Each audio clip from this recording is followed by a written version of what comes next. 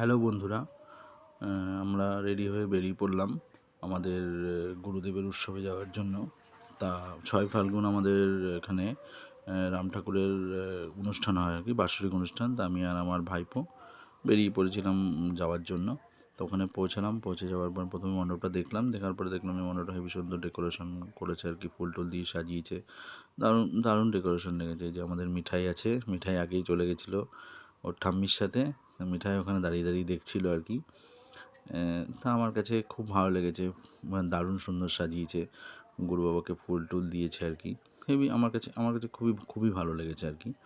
তা ভাবলাম যে আপনাদেরও একটু দেখাই, সেই জন্য আমিও ভিডিওটা বানালাম আর কি। তারপরে এখান থেকে বেরিয়ে আসার পরে এখানে যেহেতু নাম কীর্তন ওদিন পরের দিন, মানে ওদিনকে সারাদিনই নাম কীর্তন হয় আর কি। তা নাম কীর্তন হচ্ছিল, এখানে নাম চলছিল আর কি। তা হরে কৃষ্ণ নাম তো শুনতে হবেই, তাই নাম চলছিল এখানে। নাম টাম দেখলাম, দেখানো টাকানোর পরে ওখানে নাম টাম শুনে আসার পরে ভোগ খাওয়াচ্ছিল। তো ভোগ খাওয়ানোর ওখানে আসলাম, এসে ভোগ খেতে বসে পড়লাম, সবাই মিলেই ভোগ টোগ খেলাম।